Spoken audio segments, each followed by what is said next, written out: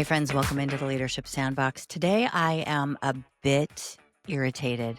Just going to be bold and put it out there. Remember, I'm unapologetically bold and ask bold questions. Why? Because I like to challenge assumptions and limiting beliefs in people. And oftentimes that requires me coming up with the hard conversations that people like to avoid and walk around.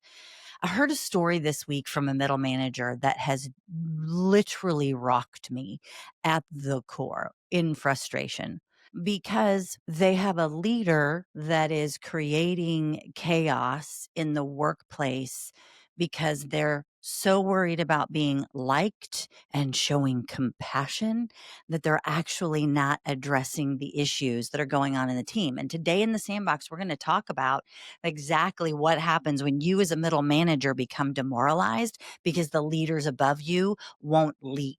They've actually modeled that mediocrity is just fine and we'll get through it and it'll be okay.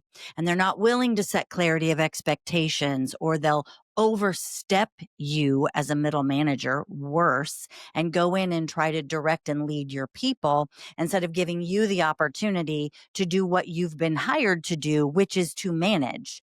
And middle managers, I've said it for many years. It's actually one of the reasons I've been so passionate about team optimization and how do we communicate and have bold conversations and ask better questions, and how do we actually model what the situation, behavior, impact, and expectation looks like from a leadership perspective all the way through the organization. Because at the middle manager level, y'all are stuck most times. You're managing up, hopefully you're having an opportunity at least to speak up and manage up, as well as you're managing down and communicating the why that's supposed to be coming from above.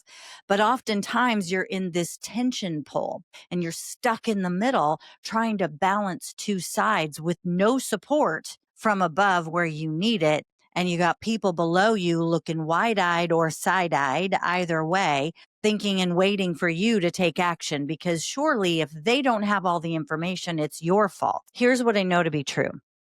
The conversation that I had with this middle manager this week, it actually brought to mind this. Chaos is contagious, and so is mediocrity. What do I mean by that, Tam? Well, let me tell you. This individual, here's the storyline, because it's really important that you hear this. Here's a storyline. This middle manager has an underperformer on their team. They've not been performing now for, wait for it, 2 years. This manager has gone to HR, they've gone to the leader above them. They've had obviously coaching conversations and all the things, documenting everything around this individual who's not performing.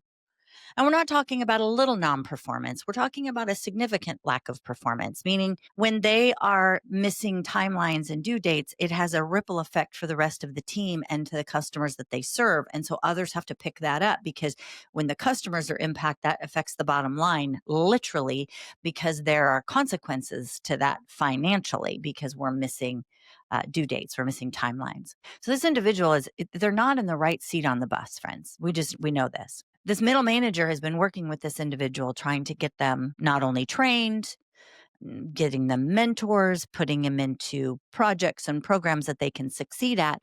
And the individual is unwilling to pick up the new tools.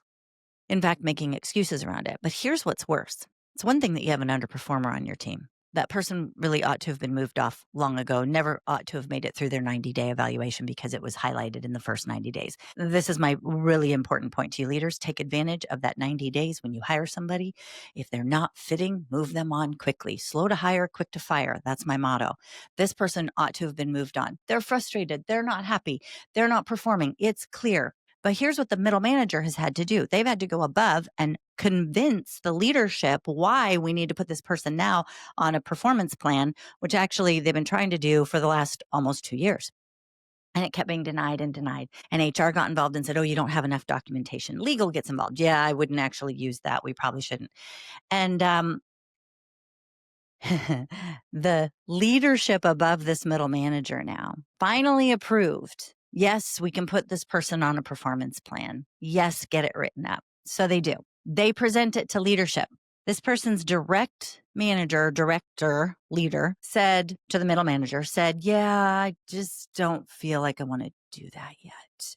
Let's show him some compassion. And the middle manager tells me, Tammy, I actually said we've shown compassion. We've given opportunities. Here's what the director did. The director, who's above the middle manager, says, yeah, I want a few more weeks with this. So they go around the middle manager to the employee and have an encouraging conversation. If I haven't said it in the sandbox to you before, I'm going to say it this way, leaders. Friendship is not a strategy, right? If chaos is contagious, so is mediocrity. What that manager or that director just did by going around the manager of the team directly to the underperformer to be their friend actually showed that they're okay with mediocrity in the team. And what that did to the rest of the team, collective gasp. They're all frustrated. And this middle manager is stuck in the middle. They've spoken up to the leadership to say, hey, this is actually working against us, not for us, not understanding why we have to wait again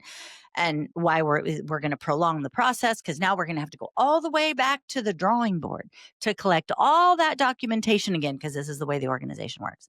Listen, if you have middle managers in your organization, they're one of the most, in my opinion, crucial to your success. But your friendship as the leader, as a director, as a C-suite, whatever your level is above those middle managers, that's not the strategy that you want to employ to get the results. What that does is demoralizes that middle manager, and it promotes them to go, why am I even trying this? What is my purpose here? I'm having to pick up extra workload and delegate extra workload because of this underperformer. The underperformer is still getting the same pay, right? There's other people on the team that are making less than they are, performing them hand over fist, but because of the structure.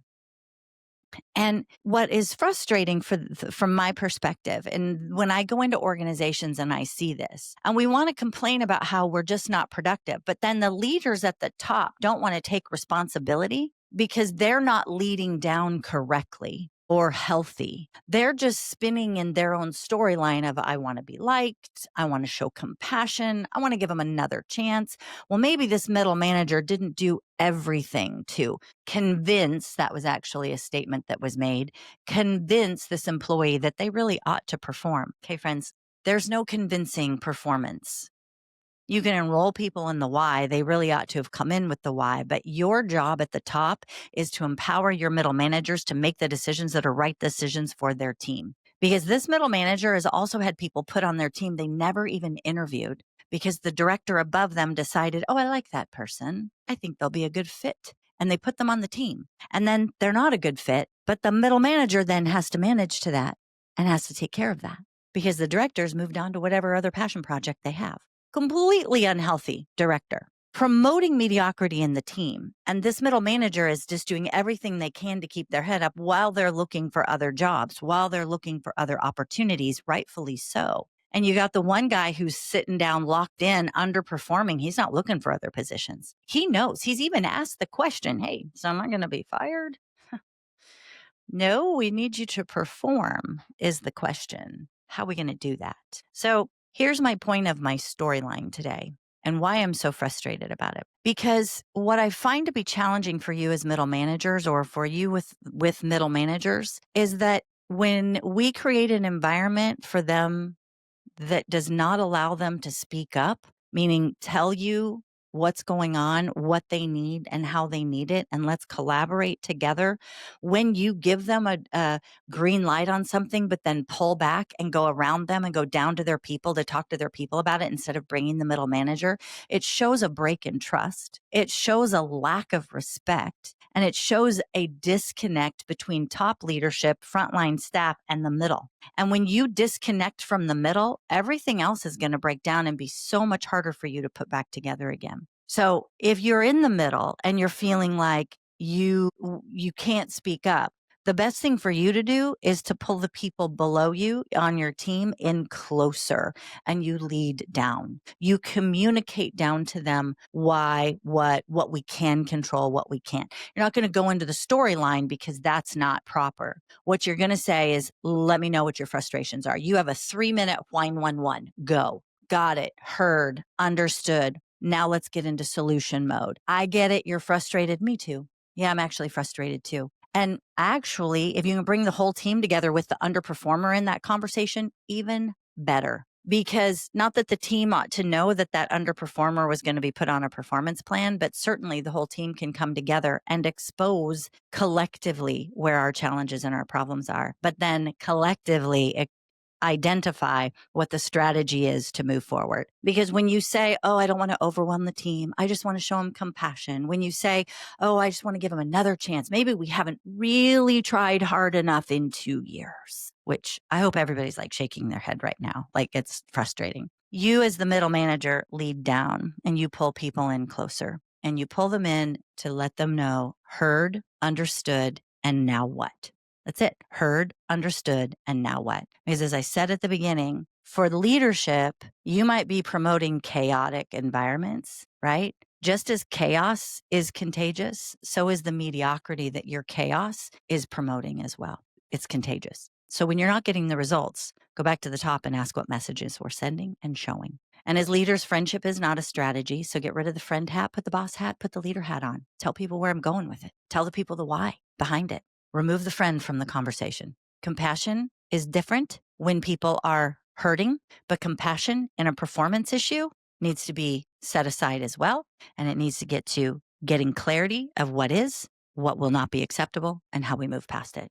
And for the middle managers, when you aren't able to speak up, I want you to lead down, pull the people in closer to you. And for the middle managers out there that are frustrated because you have a boss like that comes in and circumvents you, micromanages over around you, leaves you out of conversations, gives assignments to your team that you weren't expecting. It's okay for you to actually speak up, and I would encourage you to. And it kind of goes like this. Hey, I'm just curious, Joe, help me understand what it is that's missing in my management style that's causing you to go around me directly to my staff. Because here's what it feels like, but here's what it does to the team, because this is what they're reporting back. They're feeling this, they're telling me that, and I'm needing to manage more hours to this. Explain it 1, 2, and 3. Keep it in 3 bullets. Keep it short, but help me understand. Or I'm curious, when you do that, what are you hoping to get from it? What is it that you need for me to be different so that we can each stay in our lane? I like those conversations. I want you to have those conversations. Who are you not to? And as I told this middle manager, I think it's time for them to go to HR and have a conversation about their boss, because it is an unhealthy and destructive way. It's not managing. It's not leading. It's causing chaos, and it's causing struggle that doesn't need to be there. And it's demoralizing the very people that are boots on the ground getting the work done. So that's my rant for today in the Leadership Sandbox. I am super happy that you joined me today.